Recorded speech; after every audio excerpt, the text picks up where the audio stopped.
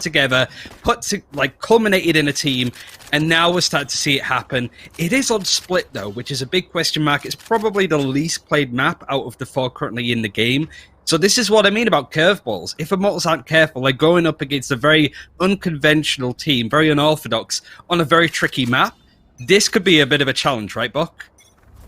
I mean, yeah, this could be quite difficult, and I'm not really sure how they're going to approach the map. It does look like we're going to see that dual duelist coming out from Code7.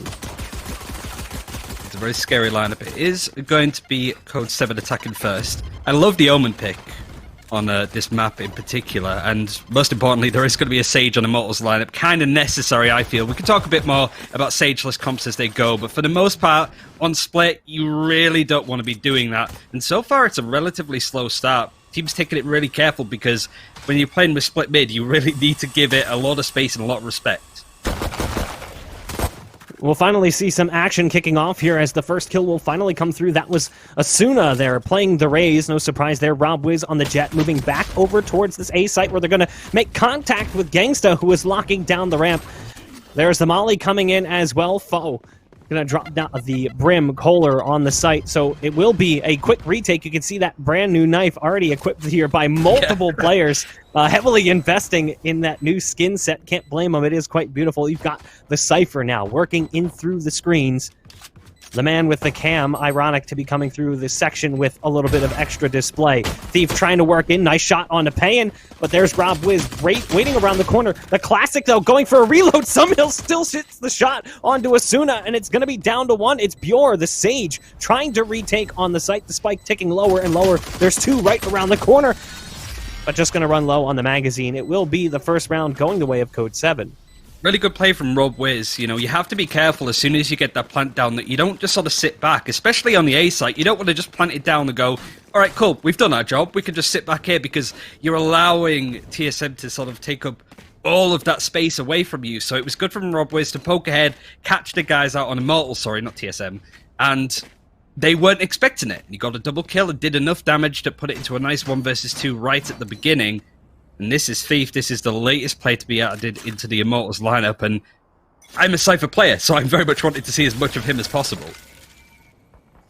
As a Cypher main myself, I knew you were a smart guy coming into this one. Mad of culture.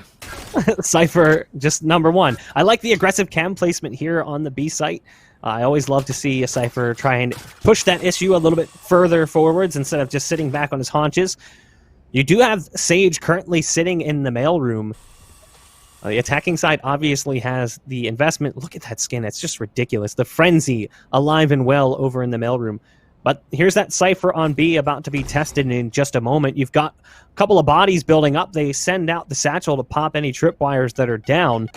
You can see the Raze is actually supporting here as well. They've got a lot of presence towards mid right now with the Cypher lurking on A. If the Cypher can get the pick on this Phoenix who's trying to put kind of some feelers out over on A, that could be a bit of a problem, especially with the whole team moving over. So they've baited them off the A site, and this is going to be a full-blown A push right into the lone defender in Genghsta.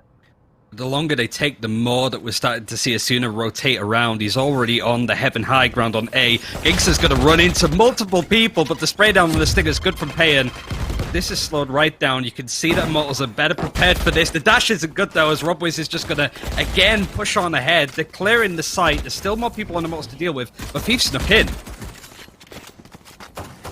Yeah, unfortunately, nothing going to be stolen by Thief this time around, despite the sneak in. I was told by Foe ahead of time that there could be some aggressive Stinger play. Expect to see it.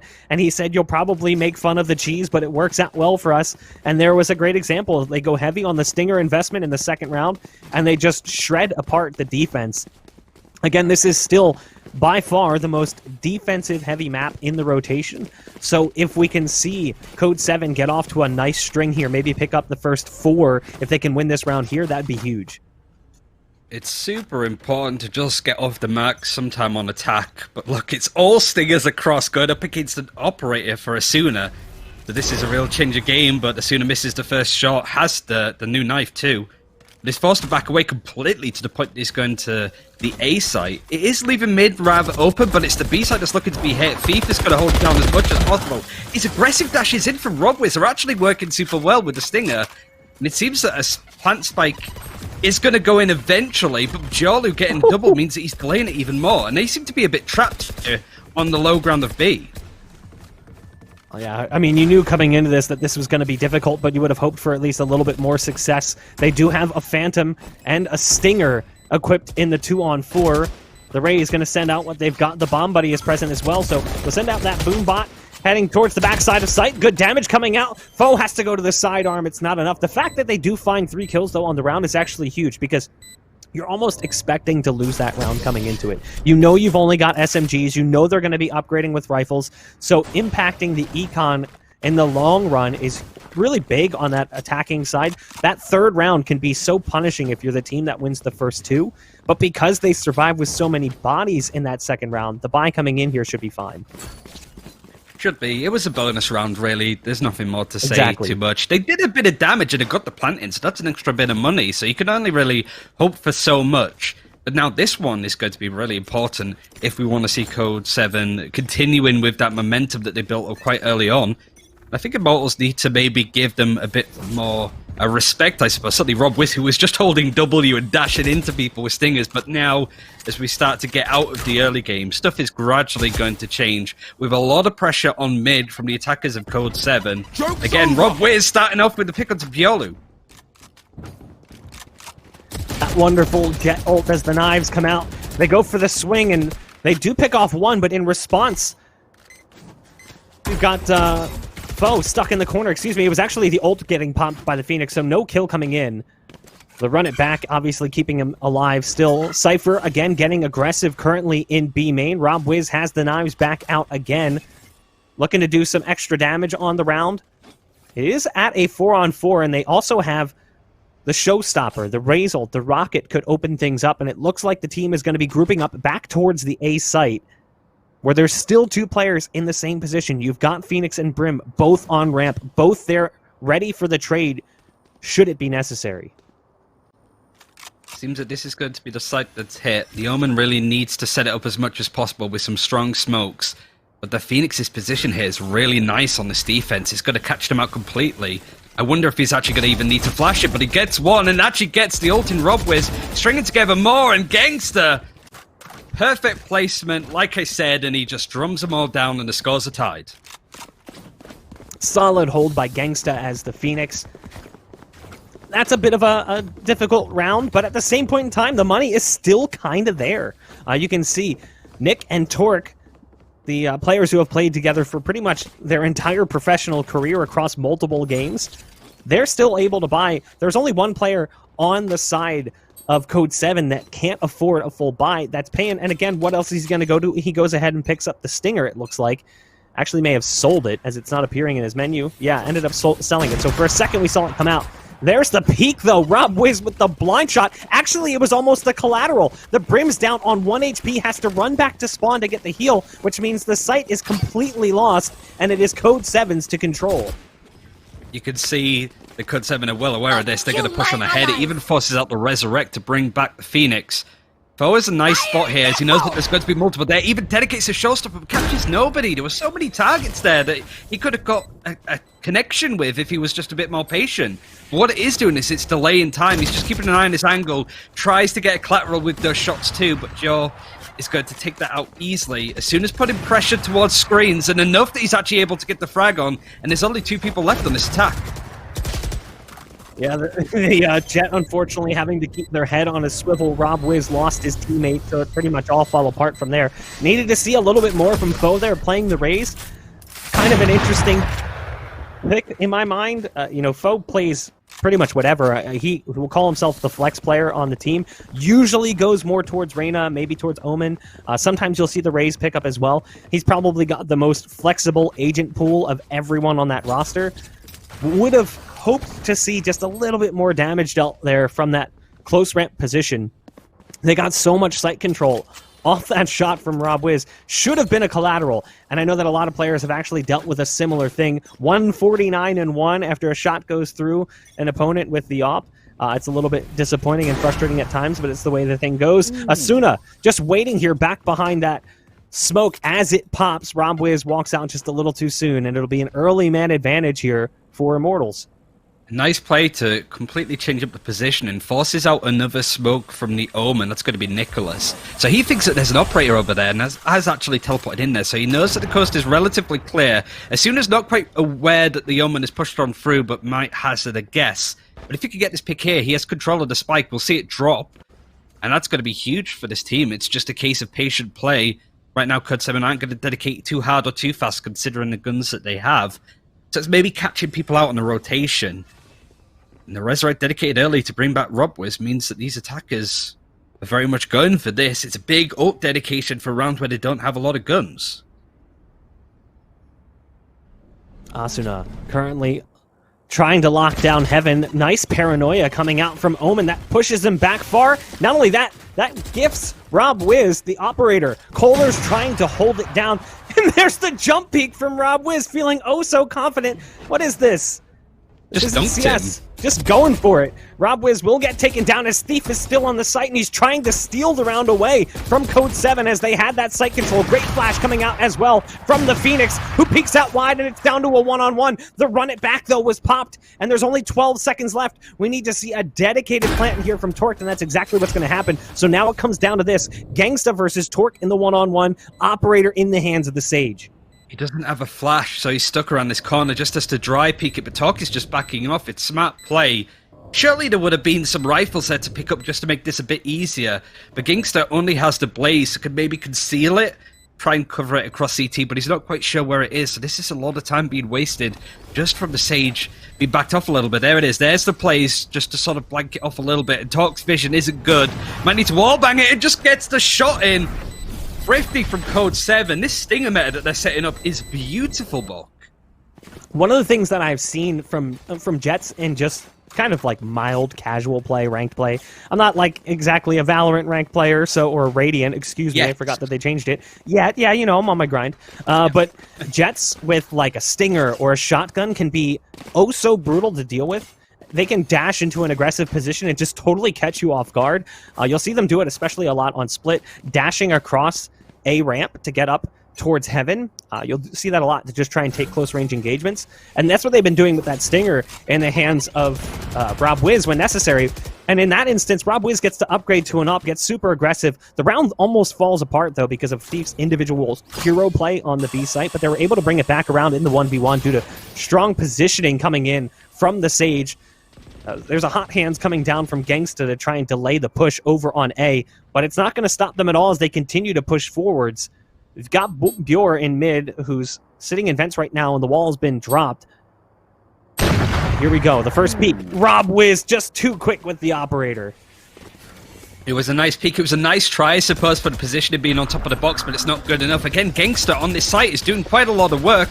Dedicates the orbital strike at the defense. It doesn't quite catch anything. Nicolas has even made it onto the high ground where the majority of this defensive Immortals is. Meanwhile, Robwiz is still doing Robwiz things, so he's having a grand old time clearing off towards CT. And gradually, Immortals are starting to dip when it comes to their numbers. A lot of pressure coming in from behind the site now as Koler's going to be leading the line with Bjor. And this is going to be tricky for the defenders to try and retake this. Nicolas' position is good, but Koler's headshot even better. Rob misses that shot and now is in a dangerous position. Goes for the knives. Actually ends up converting on one before falling.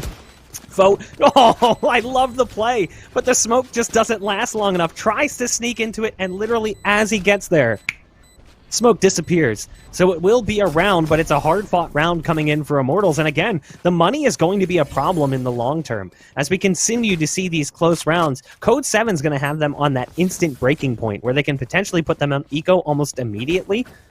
And as long as they can keep going back and forth the way that they are, they'll still pile up a fair bit of rounds on the attacking side of the most defensive-sided map in the rotation. Right, exactly. You say it there. Like, both teams are trading rounds, and I think ultimately that works in favor of Code7 just because, you know, it feels like bonus rounds. A lot of people say, you know, if you're attacking and your score is 8-4 and you're the 4 before you go to defense, that's pretty strong. That's pretty good. I don't necessarily know if I agree, but it just goes to show how people really consider how defensive-oriented this map is. I think it's a lot better since we've seen, like, the changes onto mid especially, but like, Immortals are kind of on the back foot here, and Code7 are throwing a lot of interesting plays at them. And it's super fascinating to see how they deal with it. In some cases, really well. In some others, not so much. I love this.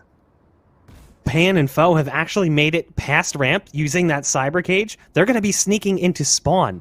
They've got this position held down. You can see they think that maybe they could be here, but by not pushing, they keep this defensive side of Immortals guessing, wondering if they've actually moved into this position or not. What they're waiting for is for the rest of the team to start working their way back towards A. So you can see Robwiz, the Jet, already getting towards ramp. You've got 2 more coming through from spawn, and now they're going to start looking on the backside, but if they didn't wait long enough, unfortunately the play falls apart. Genghsta was too woke, too aware, and now it's up to the remaining 3. Fortunately, Koler can't replicate the rest of this defense, really. Robwiz is starting to push it aggressively. Genghsta only able to do so much. No more flashes yet again, so might just have to dry peek this if careful. The plant is going to come in, as we see the neural theft used to give up their position. And this is great for Immortals, because everybody's on site. There's not a lot of space to work with, and that's why Robwiz is trying to get away from the site as much as possible to try and catch out their positioning. They won't have any idea that he's moved this quickly. I love that move from Asuna, using that to get into the backside of elbow. It didn't necessarily work for the Rays, but obviously there was a quick trade coming out due to that low magazine on the Stinger, spending most of its bullets at the wall trying to trace the target. It's a 5th round coming in again here. It's Immortals on top. 2 players do fall, and it wasn't really a super big investment coming into the round from Code7. We talked about it early on. They love the Stingers. They keep going back to them in a lot of these situations, but it doesn't seem to be hurting their money in the long term. Not at all, really. And they have so much aggressive utility that they can use with the Omen and the Rays that in some cases it doesn't really even matter what guns that you have. You have the Bladestorm with the Jet as the ultimate. It's just another example where they can just sort of pull out something from near enough nothing. But this is a big money buy. Robwiz has the op yet again. New Elder Flame skin, of course. And he's tried to scout out as much as possible. Genghsta's been such an anchor on this site. It's been really difficult for them to deal with. So they're going, you know, all hell's blazing onto this site with Koler on the high ground. It's going to spot so much with the Asuna as well with the operator, but it's Robwiz that gets first blood onto the Brimstone, so no defensive smokes. And Genghsta even dedicating that, the showstopper from Foe from distance, enough to clear this off, and Immortals are kind of scattered if you look at the minimap. Yeah, this is a little awkward right now for the attacking side. Everyone currently grouped up on ramp. They do have a 2-player advantage. And there is the res available as well. It's in play here for Code7, so this could be a big round. Bjor starting to back off, starting to wonder if they're still here. Patience is a virtue, the name of the game currently. As they go for the recommit after initially pausing on the play, you still got to deal with Genghsta in sight, who's right around the corner playing this Phoenix, and he's been lights out thus far. First shot, though, not where it needs to be, so no kill coming out early there for the Phoenix, and the round falls apart. It's all up to Thief, and at this point, Thief is probably looking for an exit to try and escape and save that gun. So there it is. You see the op pickup there by Thief, and he'll be running away. It's a 4th round coming in here for Code7, and again, the money is not stellar right now for the side of Immortals. So you can even see him going back and picking up his tripwires. Obviously, he wants to save as much cash as possible, but that's the reason we're in this save scenario to begin with. He's on a budget. You can't really blame him. I really like the position from Genghsta, what he's been doing on the Phoenix, just that really aggressive off angle. Didn't quite work as well on the defense just then because positioning and movement was kind of awkward for him to get the spray transfer there, and he went into a 1 versus 2.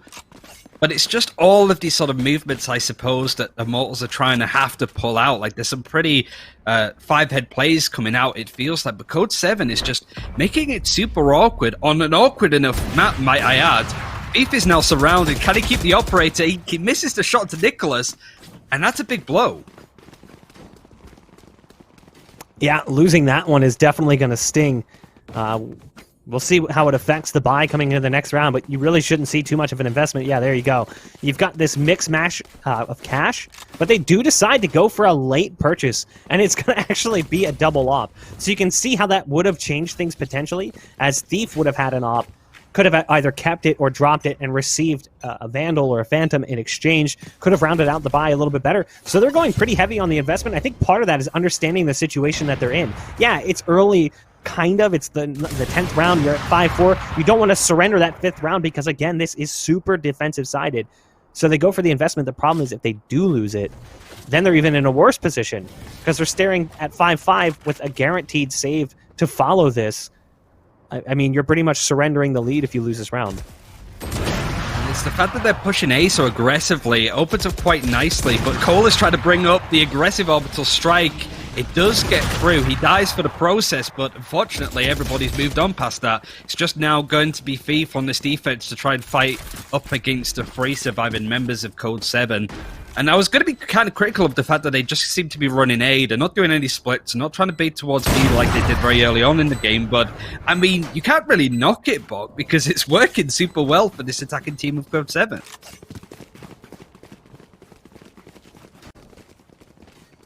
And that's the round we were just talking about, that punishing round, how that would hurt currently for Immortals.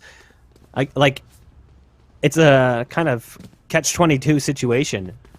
Either you don't buy and you give up the round and you put yourself at a tie score, or you try to force up, try to get yourself back into a leading position, but it doesn't work out so well. So now the buy coming in should be somewhat terrible for the defense. You can see the Judge being equipped by the Sage. In the right position, the Judge can be quite powerful, but look at this, an A stack. I like the fact that they're at least thinking about putting their guns all in the one spot. So they're trying to just surround each other with some support, but it does look like we're probably going to see some B presence here in a moment, with Robwiz being the tip of that spear. And at that point, they're just going to wander in, realize it's free, and it's going to be a round going the way of Code7. I mean, it makes sense why Immortals are playing this way with how much we've seen A being executed on rather aggressively, but now it's all exposed. Asuna's going to poke around his corner and see absolutely diddly squat, but B is going to be hit. It's only going to be Bjorlulu that's even nearby to hear it, but here's the smoke, and he's going to turn, and this is going to be a deep rotation. I think Code7 are now aware just how empty the site is, so the plant is going to go in. Let's see how much space they can take. If they could get towards CT around the back of this site, or even just sort of put a few more people into B main like they are doing currently, they're anchoring themselves really nicely for this retake, and it's going to be an absolute pain in the backside for Immortals to clear everybody out in a 5v5. There are a few ultimates available, but Robwiz is just going to stay with the operator, try and get a shot in, but the flash is going to scare him away a little. Oh, that Molly is also a bit of a problem. So they've gotten down into hell, and they've actually managed to pick one off. You've still got Tork sitting on default. The shotgun doesn't even get a chance to fire. There's Genghsta with the Frenzy, a heal coming out onto the Omen. It's all up to Genghsta as the Phoenix. The fact that they actually get 2 kills out of that is somewhat surprising, given the amount of time they had to set up the post plant.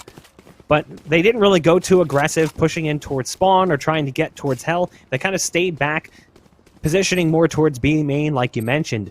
Coming into the final round of the first half, we should see a full buy coming out from Immortals, but they've got the 4 ults on both sides. So we're going to see a lot thrown out on the board from both teams. It'll be interesting to see who comes out on top.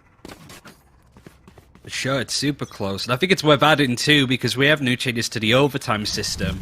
For the round-robin group stage, it's going to be the same as it is usually. You know, when it's 12 all, it's first to 13, it's just that one round. But when we get into the playoffs and stuff, that's when we're going to see the new mode for sort of stoppage time, overtime moment, because Robwiz is actually going to push in now, gets a lot of damage done, and even the showstopper's dedicated catches absolutely nothing. That must be like the 3rd one that we've seen from Foe that gets diddly squat. There's the neural theft coming out. That showstopper can be so difficult because it's so easy to read and so easy to escape. Camera's down, that gives away the position of the sniper. That means the molly's going to be right on the money. Doesn't matter. Payen wide swings, catches Koler off guard.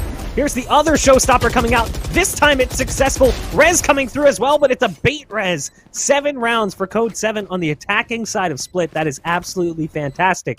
A great first half coming in from them. Ideal, really. And considering they have the Cypher, sometimes you see teams, when they're attacking first, they drop the Cypher to play a bit more aggressively, just hope that they have the point advantage by the time they go into the defense. But when you look at the roster for Code7 now, you kind of look at it and go, actually, this should be pretty good on defense too. You have the Cypher anchor in B, as you always do, but the presence of a Jet and a Raze and an Omen being anywhere on the map, I can sort of guess that Code7 are going to switch up the positioning here. This is a great book, but it's a nice little 1v1 you can see between the 2 carry players, Genghsta versus Robwiz, and it's the Jet coming out on top. We don't see a lot of Phoenix in EU, where I typically spend my time watching the games, but I've got to say, the way that NA plays Phoenix, like Drone, for example, with TSM, is definitely something to behold, and I want to see more of it.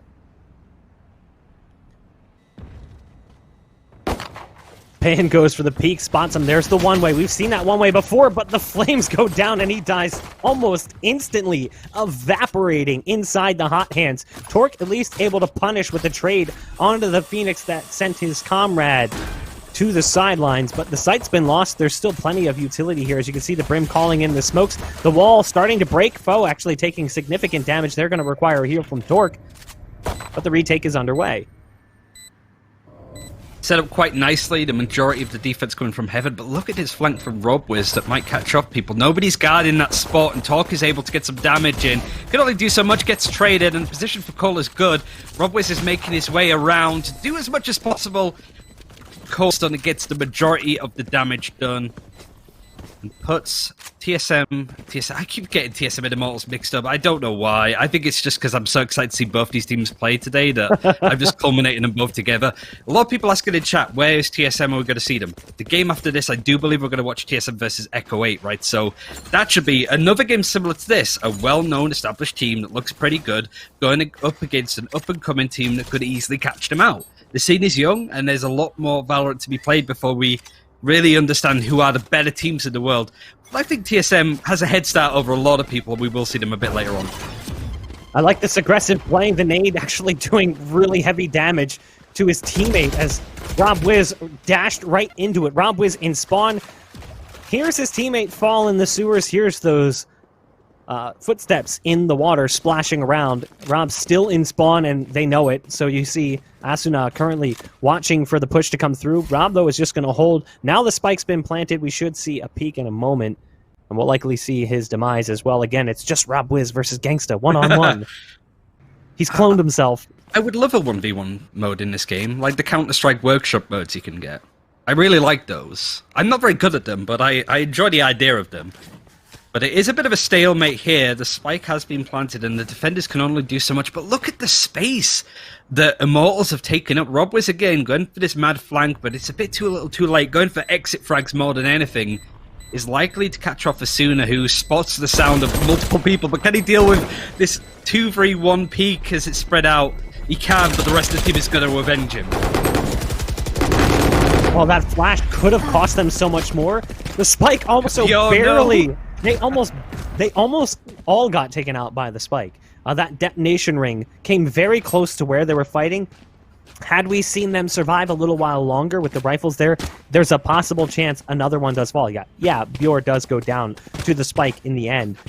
But still, I like the play. I like the setup, understanding that there was no way they're getting back into that one with classics. They just set themselves up for exits. We'll see what they decide to do, though, as we come into this first full buy. We talked about this in the first half. This round can be the punishing round when you're on the side of the team that won the first two, because this third round does dangerous things to your money. On top of the wall early is Foe, and he has to back off as the nade goes down to do some additional damage. They break the ice right away. No surprise there.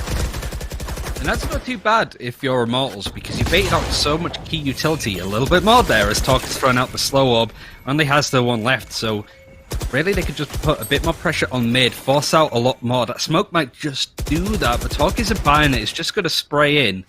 But I like the positioning of the Omen on this defense. I like where Nicolas has placed himself. He's trying to catch if anybody goes for the rotate. It's almost a bit of a bait, like go through the rope room, it's empty, you know, go on to A, that's a great play. But now Nicolas is just sat here nesting, waiting. Typical Omen player just lurking in an awkward spot. Let's see if Genghsta is going to be aware of it. We might have a bit of a stalemate. We might be here for the rest of the round, but I've got to see how that one plays out. It looks like Genghsta is going to back off a little bit. Yeah, I kind of was wondering how this would change if Genghsta had the hot hands. The problem is they're actually going to be executing towards A. Rob's going to call it out. If Rob goes for a peek here, it could be quite problematic. I like this play currently, though, from Genghsta. He's going to lurk this one out big time. So there's the Omen going up the ropes, trying to come through with the support. Robwiz dies in the meantime, so they've lost that site control. Damage being dealt through, and now the flank starts to come in. You've got this Phoenix working down the ropes slowly. Paranoia pop. Sage, slow orb coming down on ramp. Again, the Phoenix is just buying time right now, waiting for the team to do their due diligence. Genghsta has the perfect flank, has them trapped in. He can make the call. Hey, guys, they're mostly in heaven. There's a lot of presence there currently. Genghsta now starts to come up, and here's the peek. One doesn't take the fight with the Sage. There's the peek through, doesn't make a difference. Nicolas is there with the trade out, but they're going to have to try and back off and save their weapons as Immortals has more than enough on the site to defend. An 8th round for Immortals as they take this lead back with 4 players surviving, no less. That's what I like to see, just the way that Immortals bided their time there. You were right, the Genghsta could just come up at any time and frag out like crazy when necessary. But the key thing there was, it wasn't necessary. They planted the spike, they just needed to buy time. And if they knew that Code7 was just going to be on heaven, skulking from side to side, trying to anticipate what to do, a bit antsy on their next play, the Genghsta's just going to sit there and go, they haven't moved. Just chill, guys. You don't need to fight them. We're buying loads of time. The enemy isn't necessarily us in that situation. It's the clock. It's the spike deploying. So, nice, patient, disciplined play. They're not going too frag heavy, but the way that Immortals are taking space on this attack after that plant goes in is sublime. They take full control of the split map, and it's so difficult for Code7 to get in edgeways. Again, Code7 goes with the gamble, and they stack the B site. This is what we saw from Immortals in that first half. There's a double swing, and I like that, but that's going to be the read. Hey, they've gone pretty heavy towards B. Why don't we rotate out and go A, where there's only one player currently playing defense, and that's the Omen, who's currently up in heaven and actually going towards ropes. Moving away. So, yeah, if anything, the site just became easier to take. It's always funny to watch attacking teams when they're moving onto a site where nobody's there and just see how nervous they are. Because obviously, there's nobody here. You don't need to worry. There we go. Thief is a bit more well aware that the site is clear up. And yet again, let's see if Immortals try and take much space. They're not just going to sit on the site. You can see exactly where Koler's positioned, and it catches Nicolas out. This is where you start to see this really solid Valorant, where you don't quite see it with Code7. At least not at the same level, I suppose it would be. But Bjor's positioning here might catch a few people off, and yet again, Code7 just aren't sure how to approach this.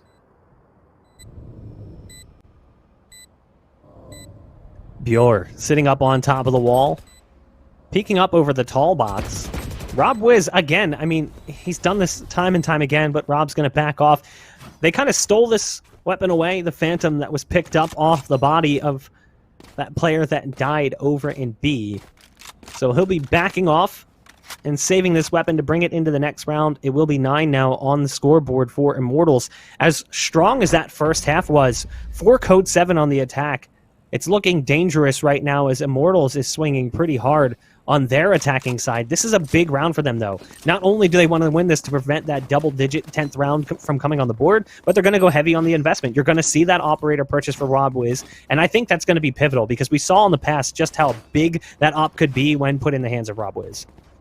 I think both Asuna and Robwiz have been great with the operator. I think it's more of a staple meta part of the composition. I feel the operator in NA, most certainly to EU. Double operator is very much a thing over here, and the Sageless comps that we have seen a few teams play is because of how strong operators can be.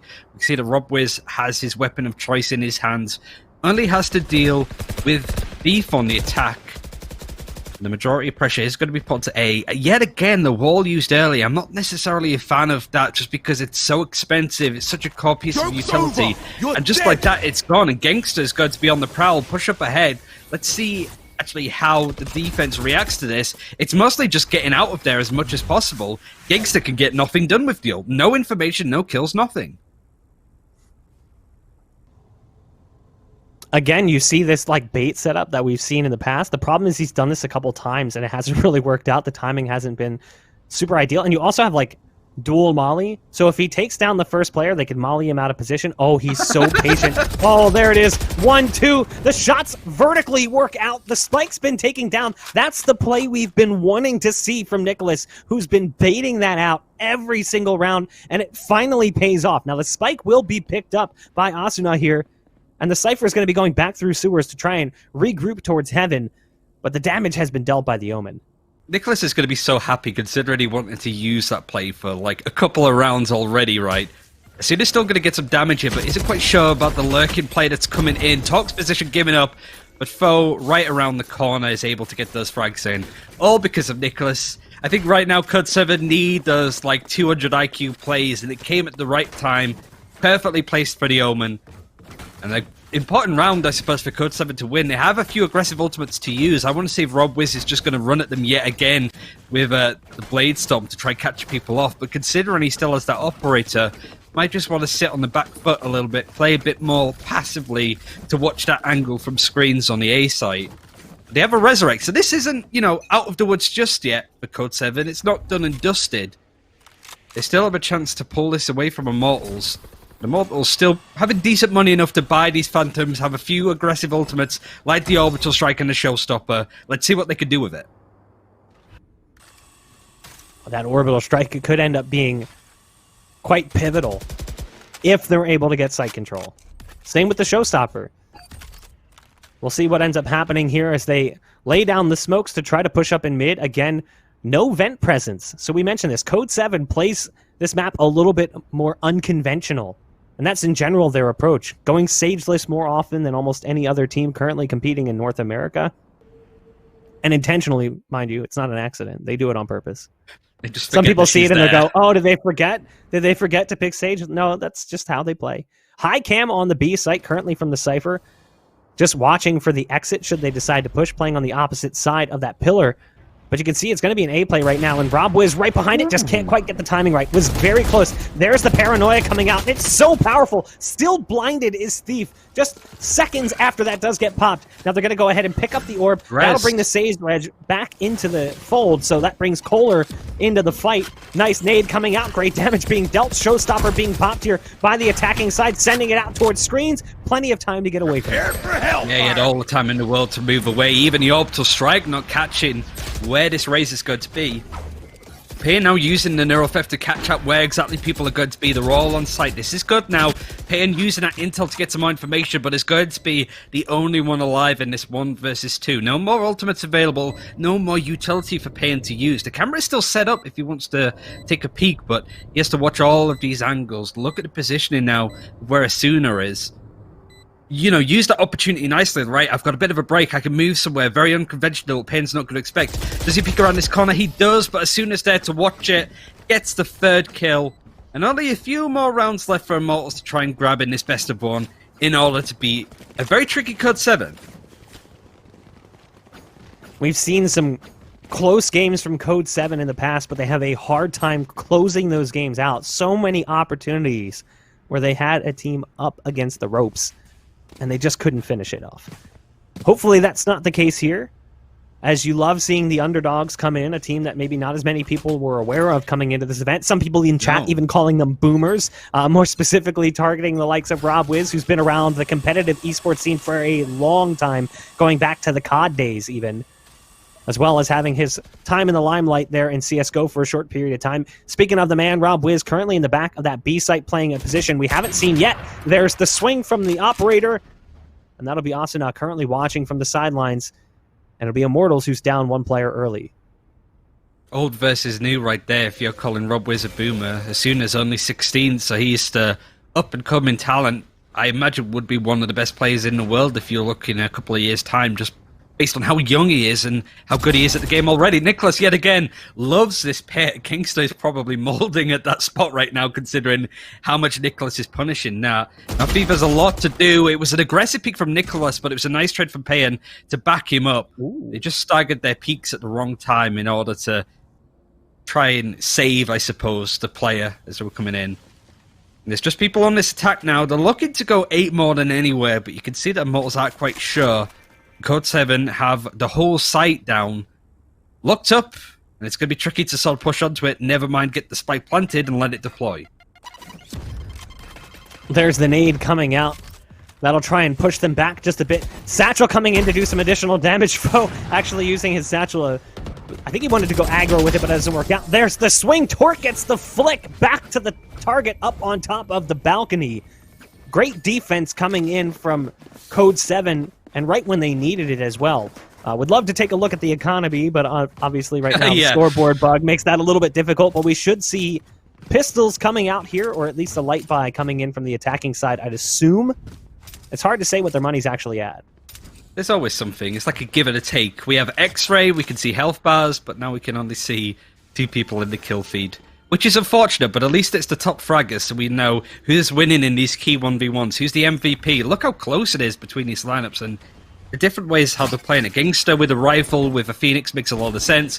Jet with the operator makes a lot of sense. It's different playstyles, and Bo, Nice shot onto Koler. Could have got more considering people were there, but it's a connected showstopper, so you could say better than that when it comes to the previous showstoppers that we've seen out of him this game, at least.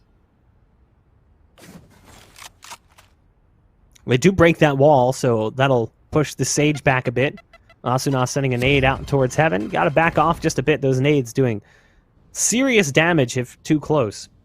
Now, again, they've given up control of vents. This has been their approach time and time again, and you see that they do have the Rays pushed into that position. They're going to be going for this A take, where you've got the Cypher and you've got Omen currently playing defense, but they're both in heaven. They've got that deep cam placement, though, in screens from Payen. I love this one. It's up inside the glass area towards screens, so you can actually see into the site, but there's not much you can do to stop that one. Here comes the push, though, towards this A site. They're walking their way through. They're going to have to deal with some equipment being put down by the Cypher. Looking.